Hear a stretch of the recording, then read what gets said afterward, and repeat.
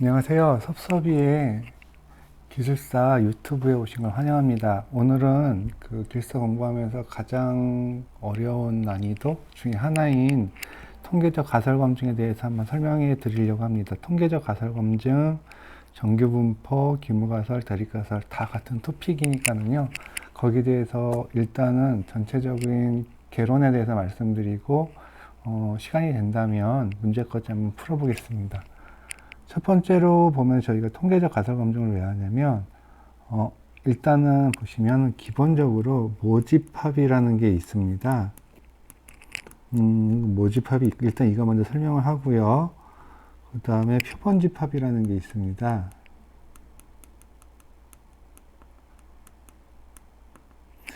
이 말은 무엇이냐면 일단 예를 들어서 내가 전체 인구 중에 여성의 비율과 남성의 비율을 구할 때 모집합을 전부 다 구할 수는 없습니다. 인구가 뭐 거의 4,500만 가까이 되니까 그 중에 뭐 1000명 정도 선택해서 하는 게 표본집합이라고 하는 거고요. 일단은 그 모집합에 대한 평균이 있습니다. 평균을 우리는 이런 식으로 표현하고요. 그 다음에 평균에 대한 편차도 있습니다. 편차를 우리는 이런 식으로 표현하고요. 근데 이 전체 인구 전체를 할 수가 없잖아요. 그래서 거기에 대한 표본집합, 예를 들어서 1000명이다에 대한 평균을 또 구합니다. 평균을 이런 식으로 표현하고요. 그 다음에 거기에 대한 편차도 있습니다. 편차는 이런 식으로 쓰고요. 근데 생각을 해보면 우리가 항상 보면 규모 가설, 대립 가설, 통계적 가설 검증할 때 결국 이제 그 문제점을 해결하기 위해서 가장 일반적으로 나오는 게 평균의 개수, 그러니까 모집합의 개수를 늘리면 거의 이거와 이 모집합과 표본집합에 거의 매칭이 된다는 거죠. 예를 들어서 인구 통계량을 낼 때 1000명에서 2000명으로 늘릴 때 3000명으로 늘릴 때 더 많은 정확도를 구할 수가 있습니다. 그래서 우리가 이렇게 보면요, 이게 기무가설 왜 연결이 되냐면 이 부분에 있어서 여기 해놓은 게 있는데요. 일단 기무가설이 뭐냐라고 했을 때 기무가설 같은 경우가 이제 돌아갈 게 없을무라는 표현을 하는데요.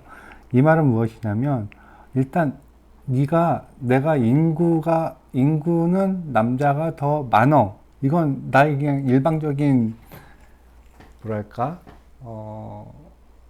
그 일방적인 이제 저의 생각을 말한 거잖아요. 그 기무가설이 무조건 나는 이게 맞았어 하고 진행하는 거고요. 대립가설은 뭐냐면 좋아, 너는 그게 틀릴 수도 있어 라는 말이에요. 그러다 보니까 기무가설, 대립가설 나올 때 보면 이런 표현이 나오는데 저희는 항상 보면 그 평균에 대한 이제 표준 편차를 이제 구하는 건데요. 일단은 무언가가 인구 통계가 이렇게 나와요. 뭐 20대부터 30대까지 뭐 이렇게 비율이 이렇게 나오는데 나오다가 보면은 항상 보면 이런 부분이 발생합니다. 버려야 될 부분이죠. 우리는 근데 여기서 이거를 유의 수준 또는 p 밸류 이런 식으로 표현을 합니다. 그래서 보면 사실은 우리가 쓰면 모든 거는 표본편차 요 안에 것들을 다 쓰는 건데요. 쓰다 보니까 좋아. 배터리를 한번 예를 들어 볼게요. 배터리를 구하면 우리가 그 좀 좋은 배터리, 좀 비싼 게 있고 싼 게 있잖아요. 예를 들어서 뭐 좀 대형마트 같은 좀 싼 것들이 있는 것들 보면 배터리를 한 로트를 쭉 뽑을 때 한꺼번에 다 뽑습니다. 그 중에 이 부분에 속해 있는 것만 쓰는 거거든요. 이 부분에 속해 있는 건 그냥 버리는 거라고 보시면 돼요. 근데 여기서 보시면 아니 이건 정상인데 이 부분에 들어가 있어요. 이 부분에 들어가는 걸 우리는 1.56라고 해요. 1.56라는 표현을 쓰고요. 근데 이 경계값을 무엇이냐면 p value라는 말도 쓰고요. 유의 수준이라는 말도 씁니다. 근데 보면 우리가 문제에서 나오는 거 유의 수준은 5% 정도 잡거든요. 5% 잡으면 1.645. 요거는 외우셔야 돼요. 이거는 표준 편차 거기에 대한 테이블에 나와 있으니까 요거 무조건 외우셔야 되는 거예요. 어쨌든 다시 좋아요. 근데 네가 정말 사실은 이 안에 들어가야 되는데 여기에서 걸렸어. 그게 우리는 다시 보면 일종 오류라고 해요. 기각력 안에서 허용 안함에서 뽑힌 기각되는 현상이란 말이 어렵죠. 결국 정상이 버려야 되는 부분을 뽑혔던 거, 이거를 우리는 일종 오류라고 해요. 다시 또 이종 오류는 또 뭐냐 라고 하면, 좋아, 이종 오류도 이런 식으로 이제 편차가 생길 거잖아요. 그러면 네가 맞을 수도 있지만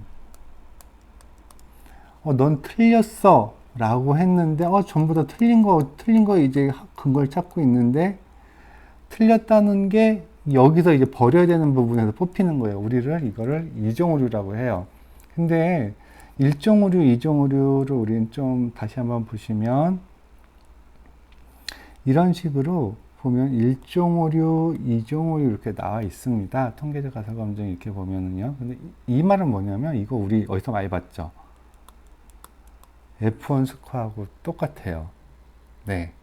그래서 요거는 F1 스코어는 나중에 하고요. 일단 그래서 아까 전에 가설 검증과 그 다음에 정규분포 F1 스코어와는 똑같다. 기문가설, 대립가설은 똑같다. 같은 맥락이다라고 하고요.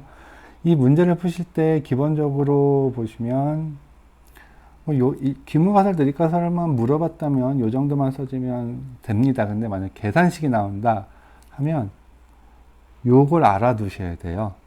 이게 뭐냐면 Z는 개수입니다. 개수. 아까 전에 여기 샘플에 여기 요 개수 있죠.